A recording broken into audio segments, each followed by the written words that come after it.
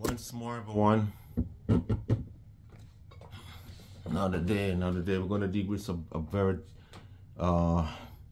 fundamental recondite subject today. It's consciousness. I'm going to see what really is consciousness. We're going to hear from Roger Penrose, one of the world's most foremost scientists out there, theoretical physicist. But quantum entanglement in your brain is what generates consciousness, radical studies suggest. For the past 30 years, scientists have investigated whether the human brain might require quantum processes to achieve cognition. A new study from Shanghai University uses mathematical model to suggest that certain fatty structures which sheet the nerves cells oxygen could possibly produce quantum entangled biphoton pairs, potentially aiding in synchronization across neurons. However, scientists have long argued that the brain is too hot and messy for this type of phenomenon to occur, and detecting the phenomenon as it occurs in the brain would be an incredibly difficult task. It has been argued that the human brain is similar to a computer, but in reality, they're selling the brain pretty short. While comparing neurons and transistors is a convenient metaphor and not completely out of left field. The brain is ultra efficient, its energy is renewable, and it's capable of computational feats and even the most advanced computer can pull off. In many ways, the inner workings of the human brain make up an unknown computational frontier. That is something that Roger Penrose doesn't agree with. It's just, the brain is not a computer. Don't try to reduce the brain as just a system that deals with computation. It's more than that. Even he acknowledges that he's a materialist, a physicalist, but he sees that there's something more mysterious to the brain than just operate like a computer doing computation. Although your brain is superior to your laptop or even the world's most advanced supercomputer, these machines run on classical physics, but there's another kind of computer out there, a quantum one. You're already talking about creating a quantum computer that can do stuff that the classical computer that we have known to use bits, and the quantum computer uses quantum bit, and it's the computer that we're using today probably can solve problem within 2 weeks. The quantum computer can solve it within seconds or days. You know, that's what they're looking forward to. The idea that the human brain contains quantum property isn't new, so that's what they're trying to do now. Use quantum mechanics to explain the origin of the soul. In fact, the British physicist, that's Roger Penrose, and the American anesthesiologist Stuart Ameroff first suggested the controversial concept back in the 90s with their orchestrated objective reduction model of consciousness. Roger Penrose talk about proto-consciousness. It's a kind of structural base for the arrival or the origin of complete consciousness. Since then, many pieces of evidence have at least hinted that while the brain may not be full-fledged quantum computer, some quantum properties may in fact help generate consciousness. And you know what that is already, man. What they're talking about is quantum fluctuation. You know, quantum wave function. Quantum wave function. You know, that's what they're talking about. Before quantum mechanics become so popular, nobody's talking about quantum brain activity and nothing about the quantum in the brain, or quantum property in the brain, but has become very popular now. Everybody's talking about quantum activity in the brain. Remember, there are tons of people out there trying to explain what consciousness is. And I think all of them is physically and physiologically based, brain based, scientifically based. All of the explanation. Electricity causes it. You have part of the brain that they think, you know, the cerebral cortex, hippocampus, the cerebellum, the medulla oblongata, you know, ventricular, you know, space in the brain, the thalamus, the hypothalamus, all of these. Pascal, I think, talk about the pineal gland was where the soul reside, or it's a connection, an interface between this reality and the reality, spiritual reality. It's like almost like a gateway, a means to both worlds, to connect both worlds. That is amazing. No, I never hear anybody talk about the pineal gland, not the pituitary gland. You know, Pascal talk about the pineal gland, but I don't never heard anybody talk about the pineal gland. And but you know, everybody, it's, you know, consciousness must not be taken as a light thing, because it's very mysterious. But as I said before, what I said,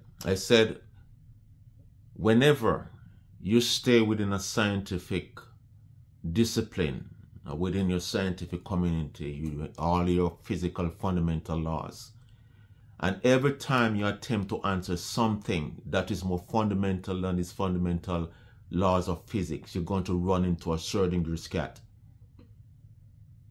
That's what they're going to run into. Because you understand the whole issue about Schrödinger's cat.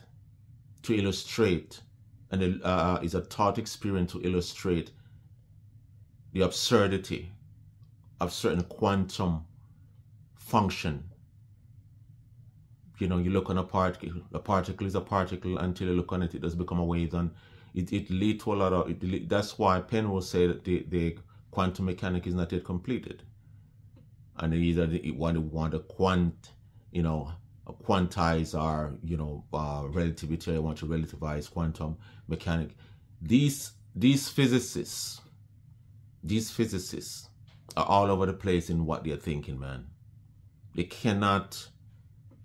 Reality is too elusive for them. People talk about electrons and they look protons and all of these things, and the same physicists will go back. They talk about these things with definitive understanding and knowledge, but then they go back and start to be more speculative. Hey, what with another physicist? You know, what is an electron real? Is it an approximation to reality and all of these things? Just like atom and quarks, neutrino, you touch anything you touch in physics. There are several physicists out there with total different opinion about them. I said all the time.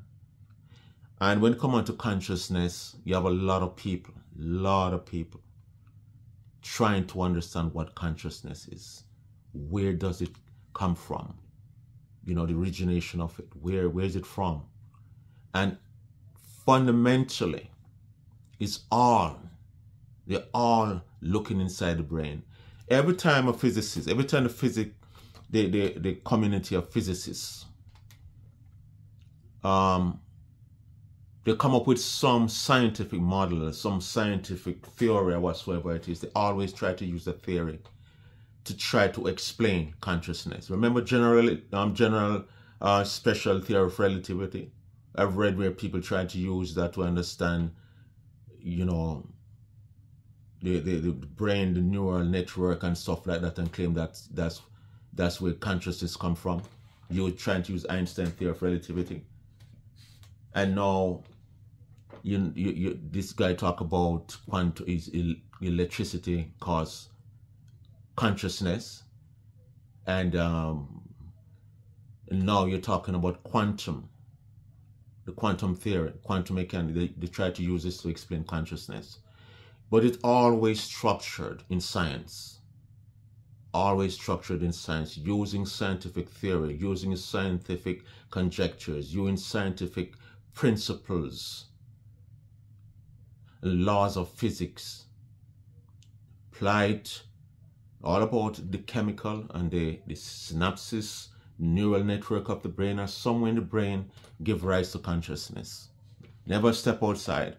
And I said, every time, there are tons of questions that people have to ask in life.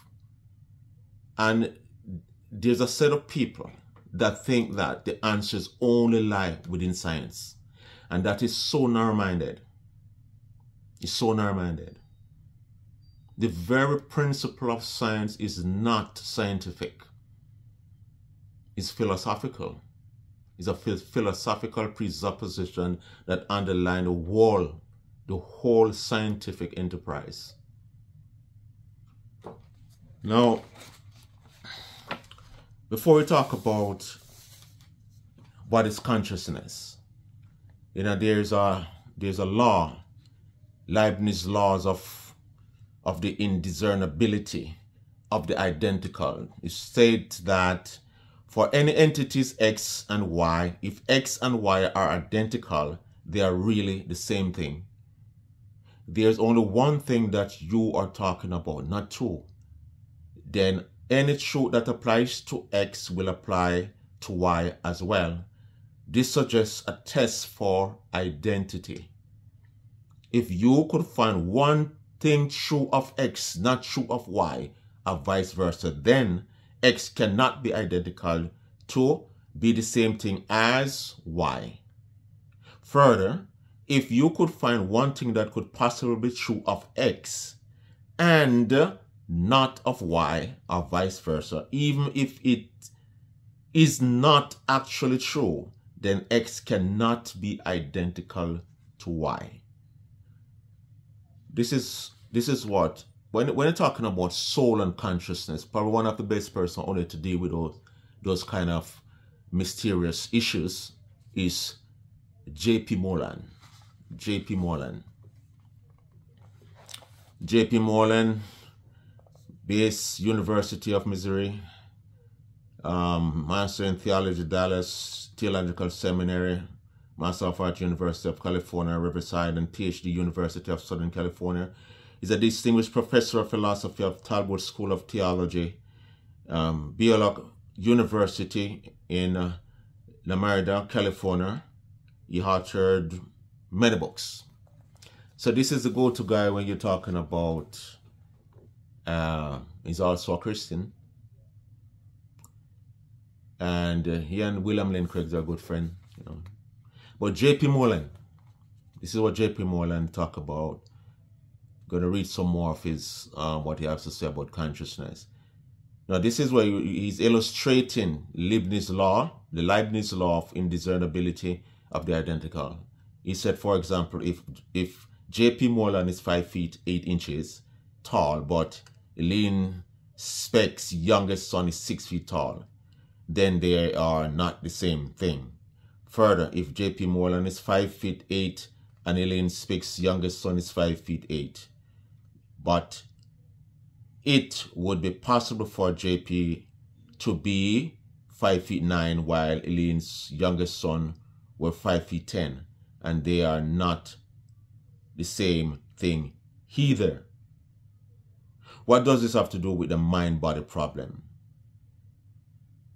Simple, this physicalists are committed to claim that alleged mental entities, substances, properties, events, states are really identical to the physical entities such as brain states, properties of the brain, overt bodily behavior, and disposition to behave. For example, pain is just the tendency to shout, ouch, when struck by a pin, instead of pain being a certain mental feel of hurtfulness.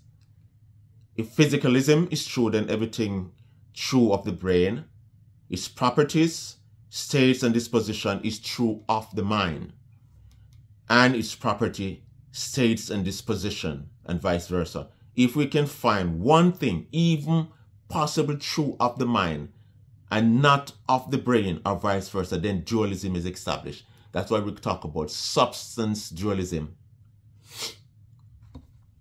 The mind is not the property of the brain. It's a substance. There's a difference between property and substance.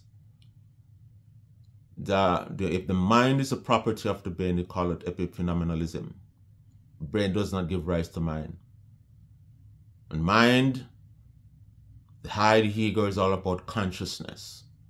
Consciousness. Totally different. Then the mind or its property and states is not the brain or its properties and states. So the law, Leibniz's laws of indiscernibilities of the identical state that if there's anything that is true of the brain that can apply to consciousness or the mind, it's the same thing. The same thing. But if there's one property of either one that is not found in another, they are not the same. They are not the same. Near-death experiences are you're listening, you heard many anecdotal talk about near-death experience, but near-death experience, it seems like it's verifiable. There's so many, and so many stories out there with near-death experience that cannot be disputed, man. Cannot be disputed. And because medical personnel get caught up into it too and stuff, like, for instance, you put a guy on a person on anesthesia, and that person, you're operating on this person, and somehow an aspect of that person elevated, leave his body and hovers over himself, his body on the operating table, while the surgeon are working on his body. And every time it seems that's what happened, as the soul, talk about the soul, talk about consciousness, leaves that body, hovers over it always have this the ability to suspend it in space, and it hovers over and looking at his or her body on the operating table.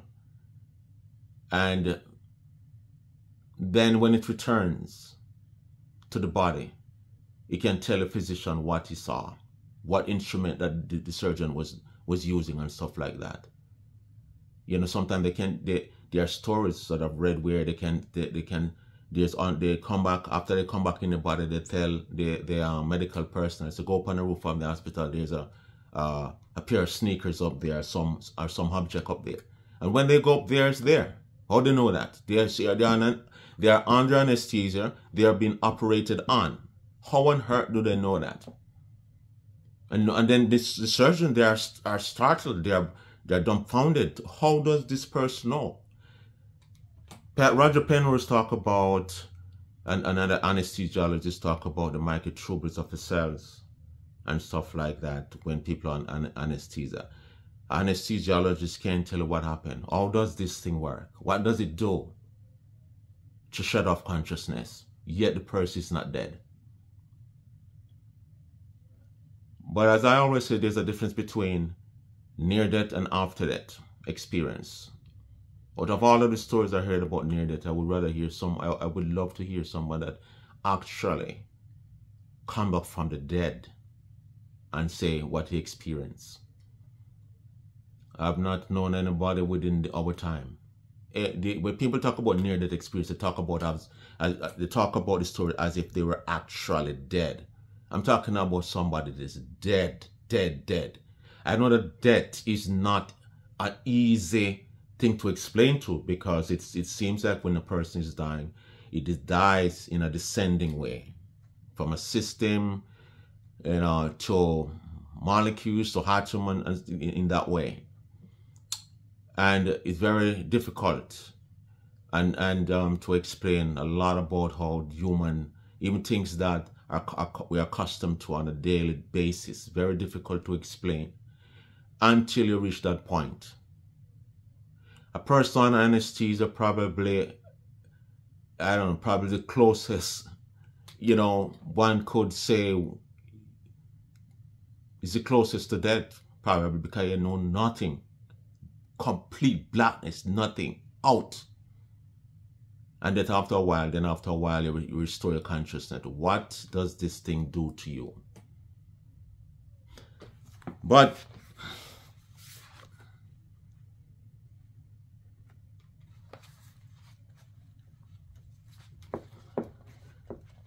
I'm going to read something more from J.P. Moreland. Take it. Remember the Leibniz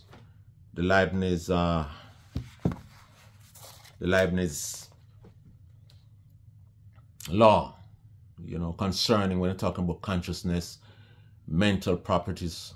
You know, you don't associate it with, if it's different, anything that is of the mind or consciousness that cannot be ascribed to the brain, it cannot be the same thing.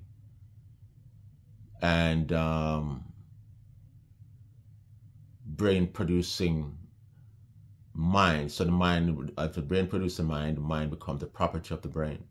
But no, the mind, consciousness is also substance, and the brain is a substance, and they have intricate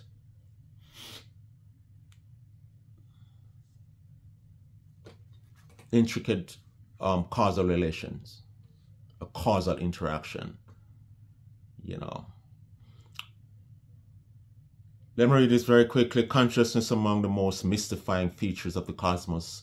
Philosopher Colin McGinn claims that its arrival borders on sheer magic because there seems to be no naturalistic explanation for it. How can mere matter originate consciousness?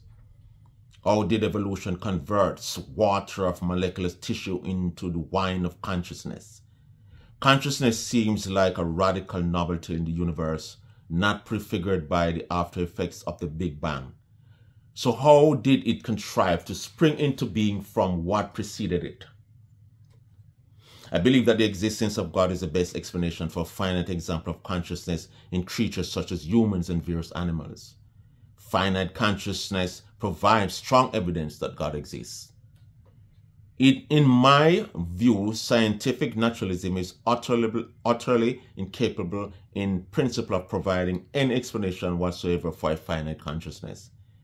The scientifically, indeed, the culturally authorized naturalistic stories of how all things came about revolves around the atomic theory of matter and evolutionary theory. As Philip Johnson observed, that was a lawyer that was part of the ID intelligent design movement, very distinguished professor in law. The materialist story is the foundation of all education in all departments, in all secular university, but they do not spell it out. It is, in the beginning were the particles and the impersonal laws of physics, and the particles somehow became complex living stuff, and the stuff imagined God, but then discovered evolution. Now, according to the atomic theory of matter, all chemical change is the result of a rearrangement of tiny parts. For example, protons, neutrons, electrons. According to evolutionary theory, random mutation are largely responsible for providing an organism with a change in characteristics. Some of these changes provide the organism with a survival advantage over other members of its species. As a result, the organism's new trait eventually becomes ubiquitous throughout the species.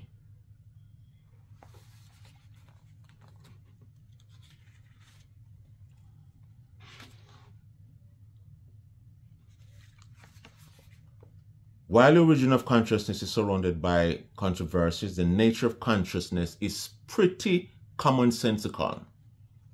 While the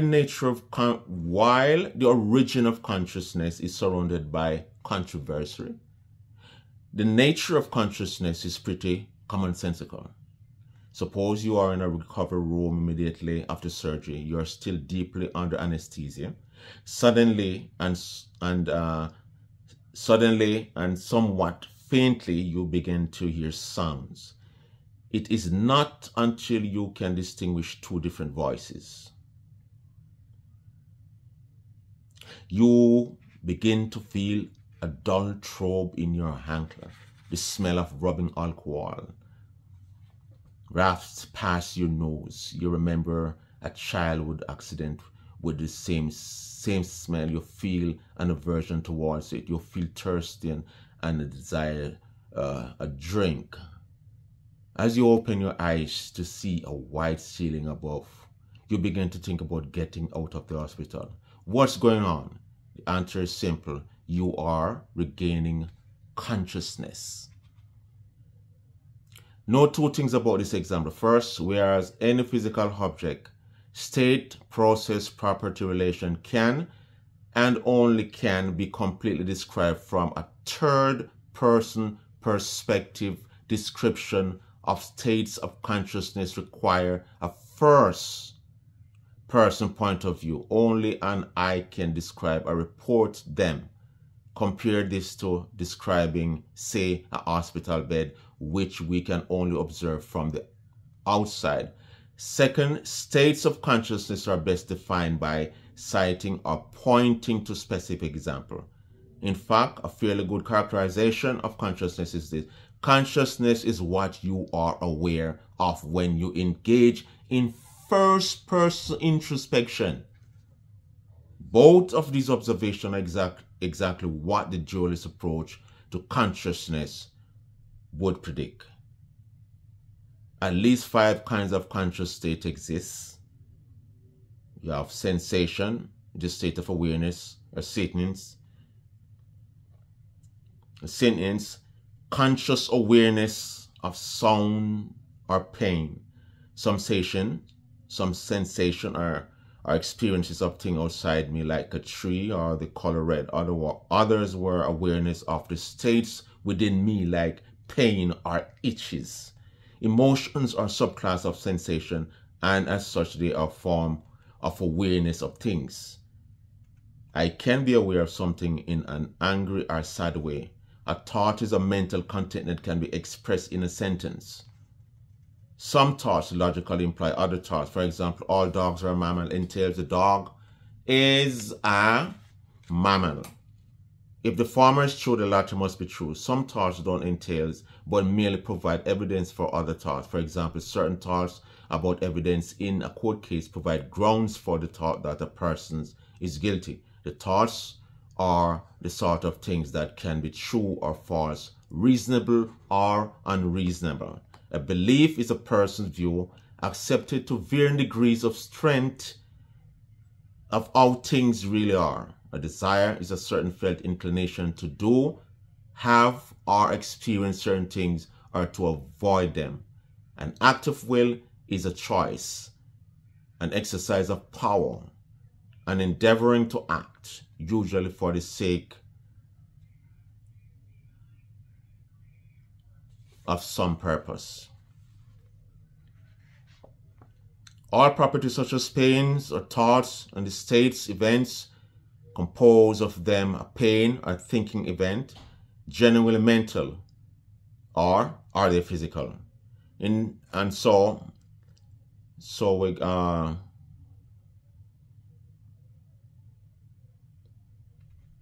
So remember the law of identity that I stated earlier.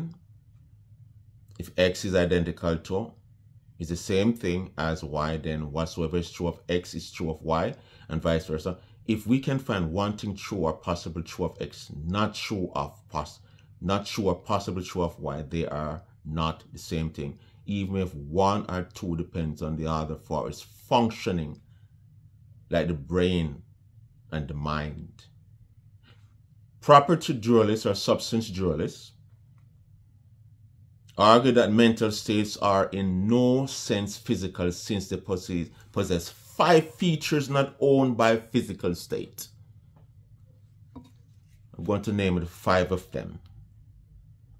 There's a raw qualitative feel or a what it's like to having a mental state such as pain.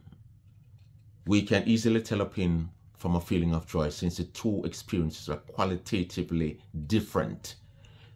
2, many mental states of intentionality, offness or aboutness directed towards an object. I can have a thought about a cat or of a lake.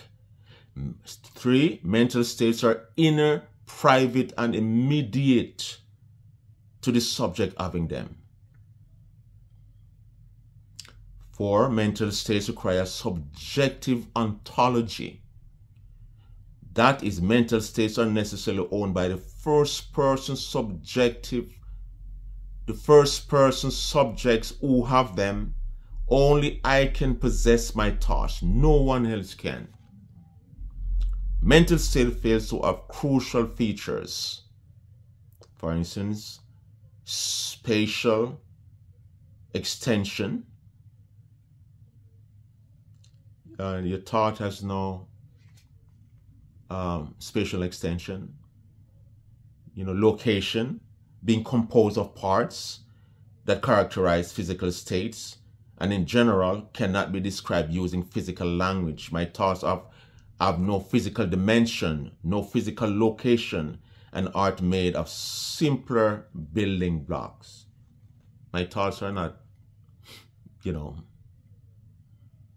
many inches long, or you can't weight, you can't put any measuring device to it. None of these things. So these are the things that tells you that concerning mental states, it's impossible to take this description of non-physical substance and ascribe it to a physical object like the brain.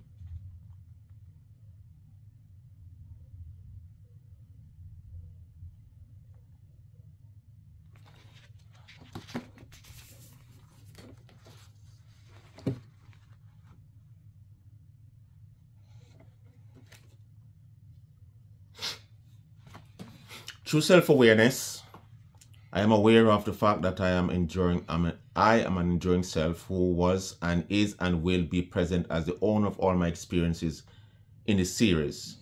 These two facts, I am the owner of my experience and I am an enduring self, show that I am not identical to my experiences. Rather, I am the conscious thing that has them. I am also aware of myself as a simple, uncomposed, and spatially unextended center of consciousness. In short, I am a mental substance.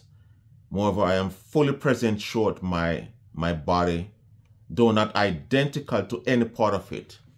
If my arm is cut off, I do not become 4/5 of a self. My body and my brain are divisible and can be present in percentages. There could be 80% of my brain present after an operation, but I am an all or nothing kind of thing. I am not divisible. I cannot be present in percentage. First person perspective, intra-subjective experiences.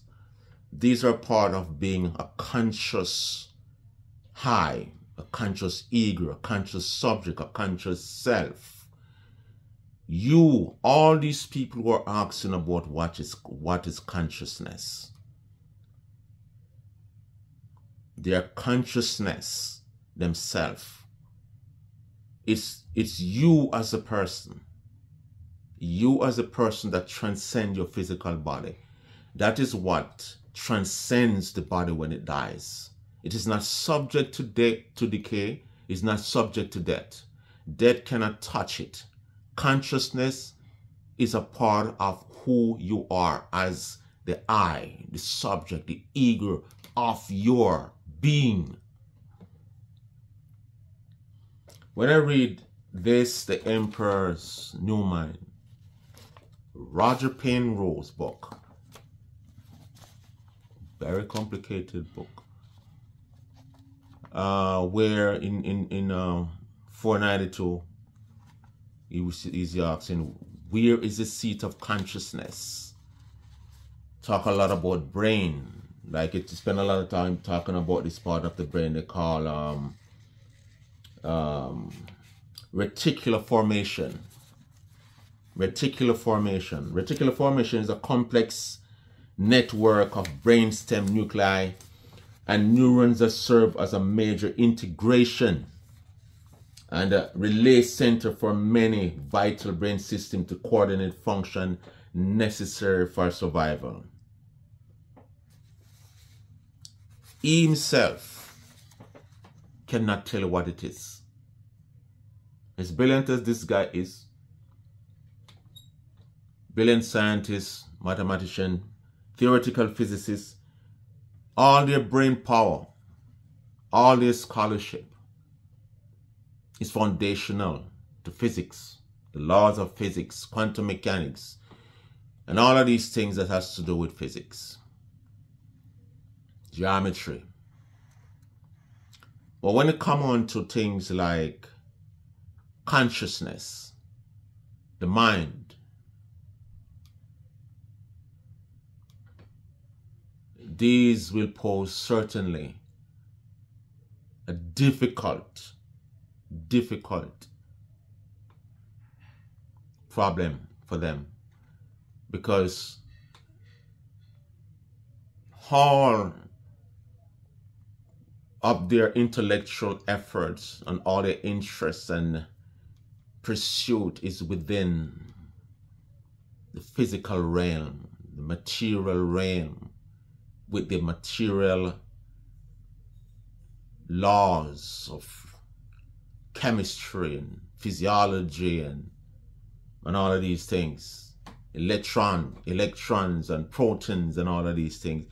And every attempt they make to explain anything that is outside of this kind of realm, they will always run into, as I said before, asserting their scat.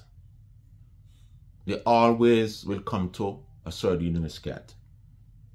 Absurdities, counterintuitiveness, irrationality, because the very foundation, just as how the fundamental laws of physics cannot account for themselves within physics itself, you have to step outside of physics. Philosophy, theology, they will ever face the Schrödinger scat. If they don't step out there, man, is all that they will ever see, all that they will experience. Just like how they experience the Schrödinger scat into the quantum mechanic. Yeah? And that's what it's all about. There's so many things people talk about the Schrödinger scat out there, but that's what it illustrates. It illustrates the absurdity of the whole quantum aspect of the whole quantum world. And that's what they run into when they try, anytime science try to answer questions that outside of the pale of their orthodoxy, they run into it. There are certain questions that you need to step outside of your discipline. If you as a scientific investigator must investigate every avenue, man, don't try to stay in that one limited discipline and try to explain every other disciplines. Try to explain because questions are generating from all over. Death, life, what's my purpose, why I'm here. Tons of things that are not scientific, but philosophical, theological. So don't you dare, Mr. Scientist, try to peel away the curtain of theology and philosophy and try to peek behind. And then you're not trying to understand from a philosophical perspective or a theological perspective, because these things, according to you, they don't really give much information about what you're studying, the universe, but the universe itself is confusing you. You say one thing today, and because just like when people talk about proteins, and now we understand a lot about what's taking place in the cell. Far, far more complicated. Wealth of information is so heavy compared to that light malform information that you read in the textbook about a living cell. If you really go in the textbook and read about liquid cell and then talk about these ribosome and these mega molecule, these organelles within the cell, But it's so much complicated than what you look in the textbook and see. Far more complicated than that.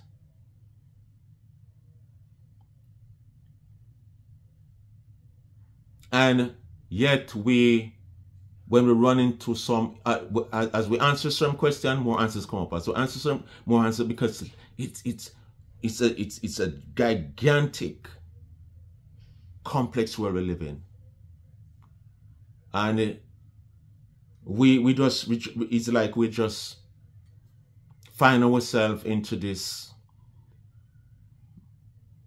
world that we're trying to understand. And you know, protein is always mega molecule that, you know, can change and is very fundamental to life.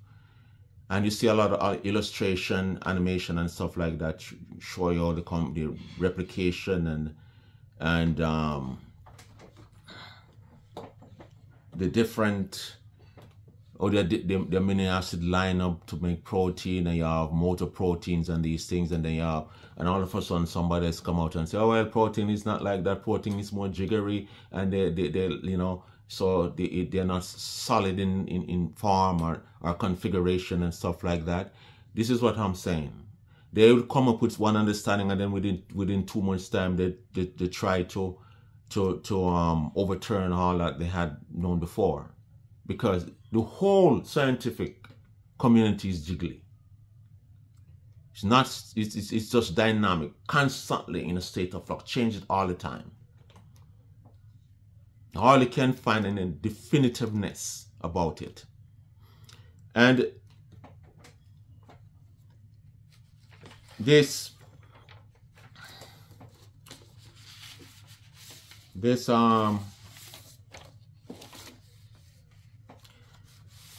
quantum. So we talk about quantum entanglement, trying to use quantum entanglement to explain consciousness. Why it has to be the brain that's responsible for consciousness, according to many of these people? Why it has to be the brain? Why can speculate that probably it's somewhere in the heart, under the heart, somewhere close to the liver, somewhere close to the kidney? Or why it's always in the brain? What causes you to think that it's always in the brain? Because that's where we do thinking and consciousness, have a lot of awareness, and about and it's involved intelligence too. Many subjective first person intra-subjective experience that's part of our conscious makeup. It's not a scientific, it's very difficult to scientifically explain the ontology of it, the origination of it. But philosophy, that's as I read earlier, that the ontology of it is commonsensical. You experience it, I experience it. You're aware of a lot of stuff that is not definable by scientific verification, empirical methods, and all of these things. We know in and of ourselves. We have subjective experience that nobody knows. And we can speak of ourselves from that perspective. Not from a third person perspective. That tree over there is 5 feet tall. It's brown. I am 6 feet tall. I am this, I am that. I'm feeling not too good within my chest area. And to think, creative thinking, to think over your thinking, the ideation of thoughts, all of these things are part of your consciousness. And when you talk about biblically speaking consciousness, Jesus talking about, don't be afraid of the person who can destroy your body. They can kill you. They can shoot you, they can stab you and destroy your body, but they can't destroy. No machete, no knife, no gun can touch your soul. The seat, which is the seat of your consciousness. The soul, your soul, is the seat, the center of your consciousness. That's where it is, buddy. That's where it is. Scientists and physicists, philosophers can tell you that. Theologian can tell you that. How many I've read where you said is scaling the wall, not only for the universe, but many other stuff. When you scale and reach up there, the theologian is already there, but you all keep them out of the camp. You don't want to hear anything about what the theologian has to say. Right? But we know a lot that you don't understand. Theologians know a lot about a lot of stuff that a physicist don't know of. These are different worlds. And just draw information from all of these disciplines and then synthesize it, man.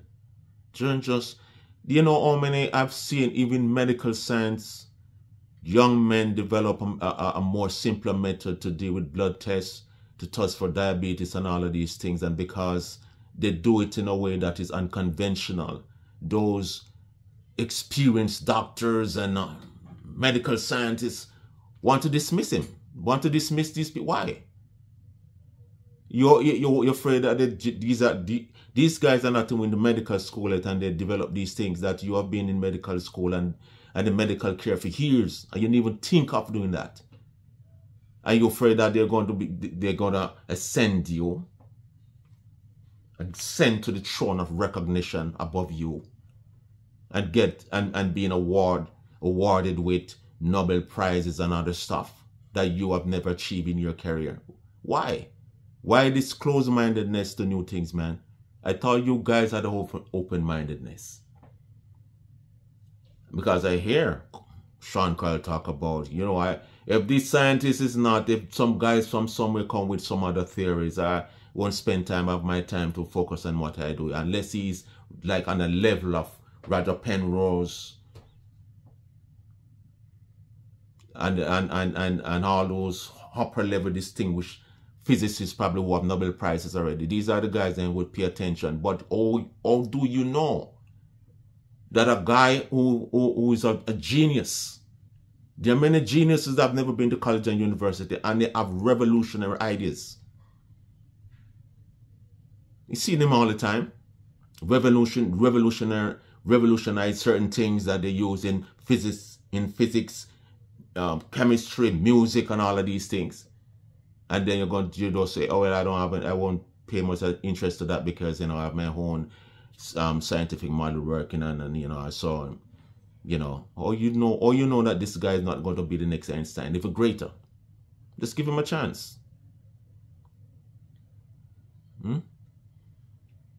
So when we talk about quantum entanglement, one object from here can affect a next object trillions miles away, light years away.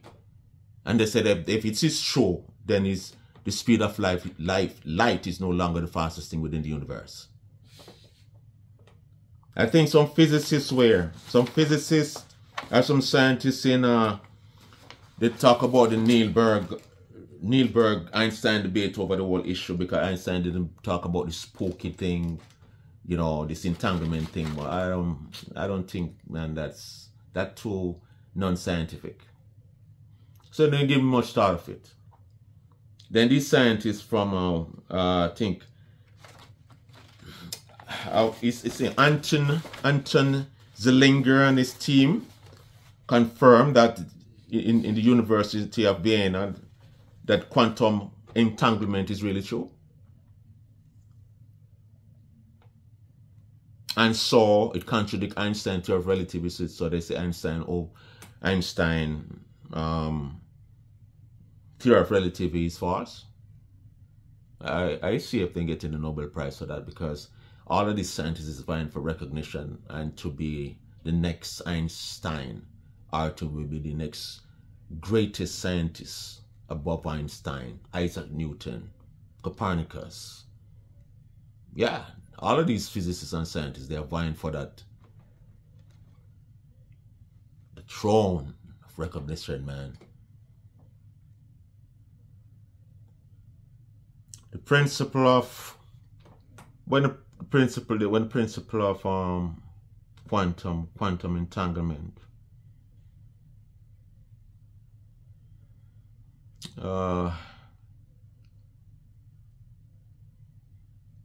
There's a group of physicists. Physicists, they call themselves FYSICS. They pronounce it that way. Group of Fundamental Physics, but they spell FYSIC group. They were involved in a lot of Eastern mysticism, believe in the oneness and everything. Like it's like almost a philosophical monism, like universe is one, everything is connected, and all of these things. So when I hear about the principle of this law, the quantum entanglement theory, they all get excited, and because of they have this Eastern mysticism, into this Eastern mysticism now, and talk about the oneness of the universe, and they join it to Eastern mysticism. They join it to Eastern mysticism, this law. And I think they call the group name was Fundamental Physics, they call themselves. They wrote a couple books that were successful. And they link that to themselves, and they believe by doing that they can control things from afar by using their mind. By using their mind, they think they can do that. So you have different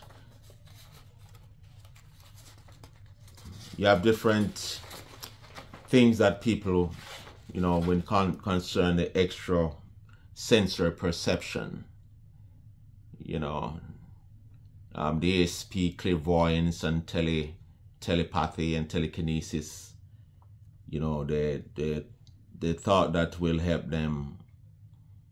The principle of entanglement, they thought that it will help them to control things by using their mind, or because of this quantum entanglement.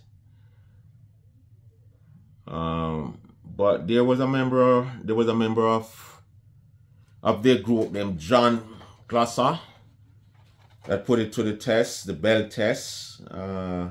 John Bell proposed a test to discover this entanglement issue, a theory that had been proposed by Neil Bohr, and a team from Paris, fine-tune the experiment to make it more accurate, and then the team from University of Vienna claimed that they have discovered this truth about quantum entanglement.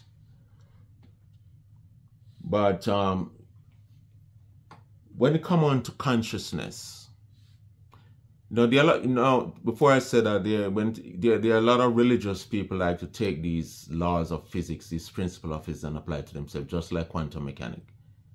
It's a quantum applied to the universe too, and pray to the universe, and whatsoever you thought and you say, the universe will give you whatsoever this, your channel within the universe through your projection of thoughtfulness and stuff like that. And the same thing now they applied, even though it has nothing to do with that. That's what apply the quantum entanglement to Eastern mysticism.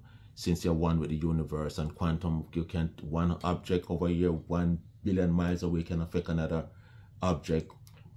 They don't know how, but that's what they say.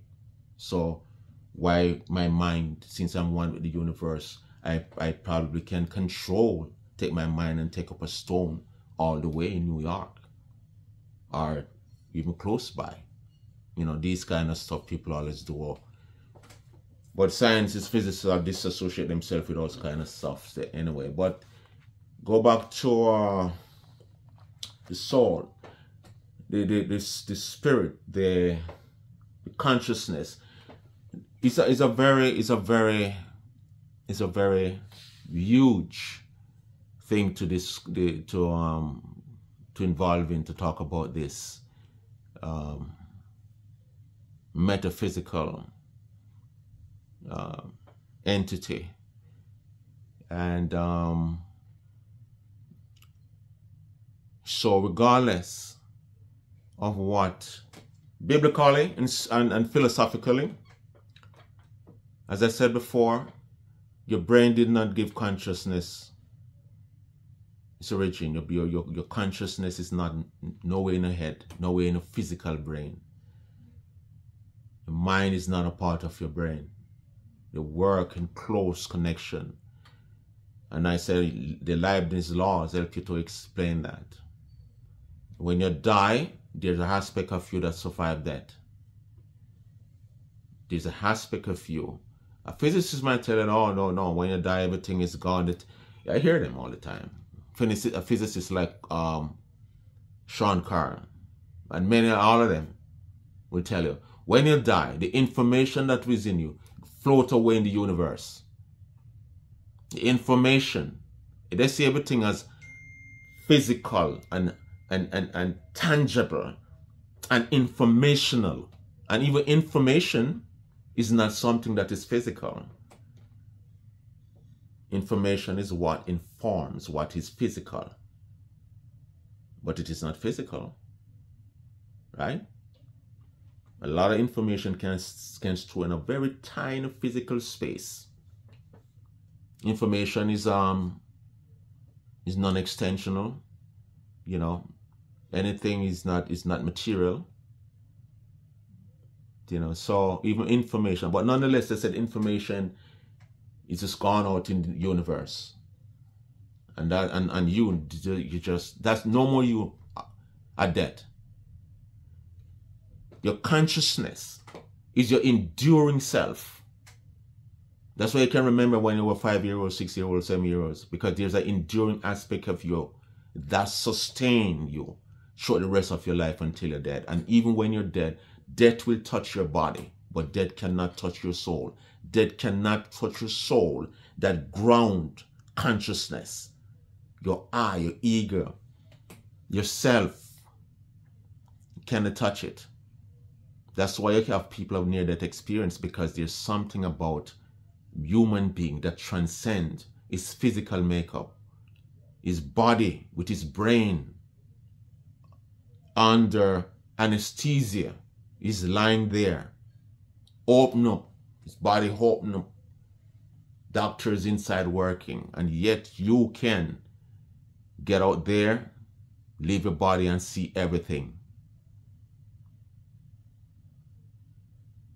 And people who are blind, I read about it, that people who are blind, physical, like if they can't read, if they're in the body, they can't read. And if they outside of it, like the one of those near-death experience, they can see, and see in color too. So you might say, well, I don't believe that, man. Yeah, you have your belief. You can have the right to disagree. In everything, everybody has a right to choose what they want to believe or not, and with evidence or not. People, even with the evidence, some people will tell you, I can never believe that. Yeah. So it is what we talk with the Bible, talk about the soul that survived that. That's it. That's what consciousness is all about.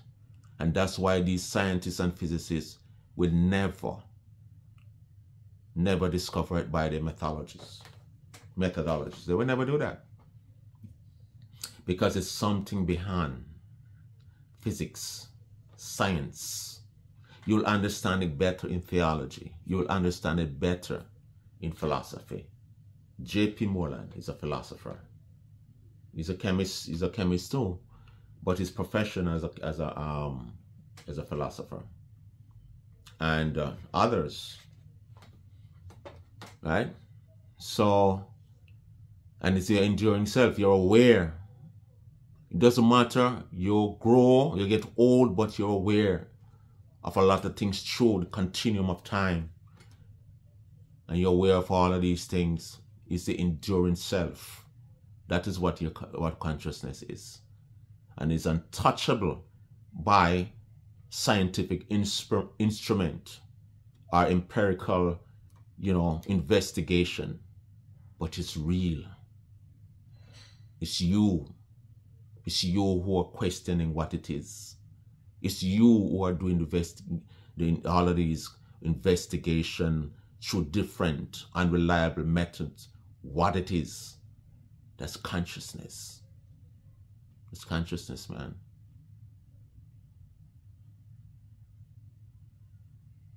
You survive that. Cannot destroy, cannot be destroyed by that. Probably only God can kill it. But that's what you are. That's who we are. So that's why when you lose this body again, a new body in the resurrection, and you physicists who think that when you die, everything is gone. Nope. No annihilationism here. When your body die, you will remain just as conscious as you are before you die. Yeah. That's where you get that from. You get that from theology. You can't answer that question. You can't make that statement to me because you don't subscribe to such thought. You don't subscribe to such reason. Sus ratio dissidende is foolishness to you. Mr. Physicist, come on now. If you're a seeker or an investigator of truth, it doesn't matter where the true answer is. If you want to find it, man, it doesn't matter where it lies, whether in theology and philosophy. Go for it, man. It doesn't take anything from you as a physicist. But because you wrapped yourself in a straitjacket of physics and science, it's hard for you to break out, to delve in the era of other discipline, for you to discover different truths that pertain to the same reality that you want to understand. I want to understand a lot of stuff too, and if you have the answer, I learn it from you. The other answer, the other question I will seek that you will never answer, I seek it from the theologian and a philosopher. Be open-minded, man. Don't limit yourself to your own discipline, because your own discipline cannot answer the question that burdens you, that lingers within your head, that lingers within your consciousness, your awareness. You're aware of all these things. You yourself, Mr. Physicist, you're aware that you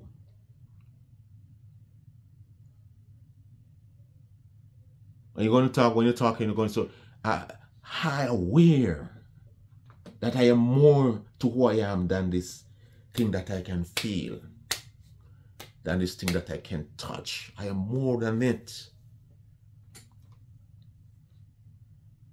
And as you die, the language change. When you're sick in your house and somebody come, the paramedic come and they say, where is Mr. James? But when you die, you say, where is Mr. James' body? Yeah. Where is his body? See how quick the language changes when you die?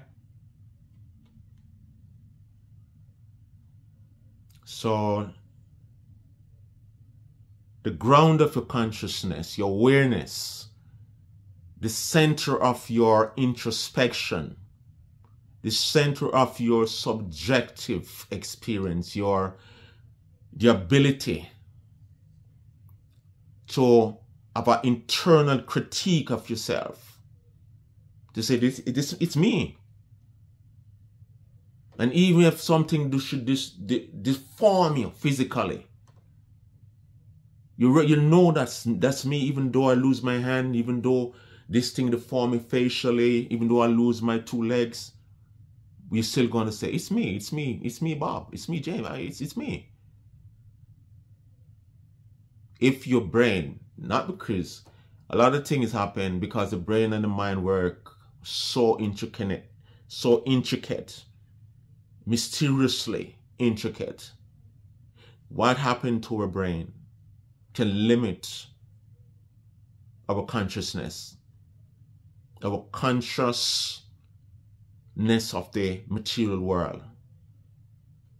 It limits our body, right? Our body limits our consciousness that is seated within our soul. When the body is affected or compromised to a degree in which the soul cannot stay within it, it will leave it and the body dies. That's what that is. Your body rots. Your brain is dead. The neuron and the neural network in your head is decaying.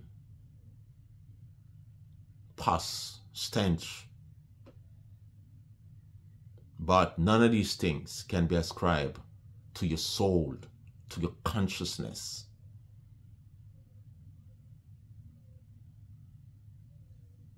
The body is the means, the medium by which the soul, like a center of consciousness, mediates and connect with this world we're in. Get in touch. Damage to your brain. You totally restrict that medium by which the spirit, your consciousness, can mediate, express itself through to the natural world. So that is why when people say, oh, well, if the consciousness is different from the brain, why is it that when I get brain injury or aneurysm of the brain or whatsoever it is of the brain, cancer of the brain, you know, why, I can't do aware of certain things and all of these things, and my memory is gone and all of these things, because the medium by which the brain mediates to the natural world is damaged. It's damaged. But when your complete body is destroyed by death, the soul is still, that center of consciousness leave your body. The I, still consciously aware, still intact, still alive, not go off in the world into annihilation, still alive, but not within this natural world. Because now you become a transcendent spirit, a soul, a disembodied soul. That's it, man.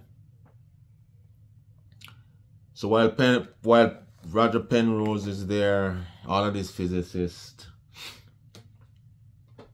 Roger Penrose understand that there's more.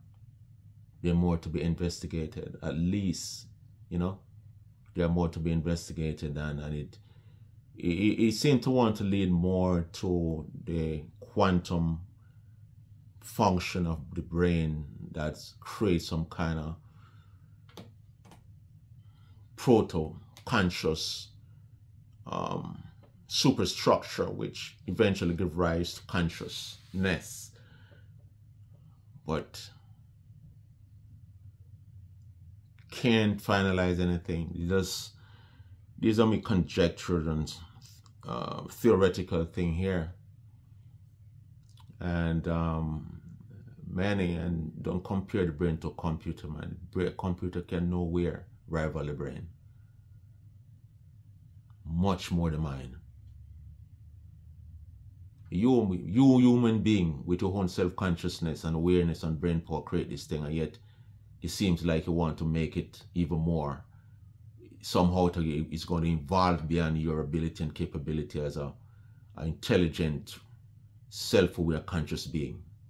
Consciousness is not so. If you believe that consciousness came about by the complexity, a complex organization of matter, then probably you will be able to develop a computer that will one day evolve consciousness. But as far as consciousness, the mind. People like Penrose will never give, because Penrose already tell us that no, it's nowhere close. Computation, and all that a computer can do is computation. It has no self-reflection, no self-awareness, and will ever be, never be. We can compute, we can do maths, we dream, we think, we imagine. These are not something that ascribe to computer, man. You'll never be able to do that. Organized matter cannot achieve that. Right? Can never achieve that. I think I will give some more information on it because it's vast, and I like it to give some more, talk a little bit more about certain aspect. I can't do it in one video because it's going to be too long, so I'll call this part 1. You know. So subscribe to hear what you have to say, your comments, and remember to tell a friend, your mother, and your grandmother. Subscribe, man. Thank you for your time.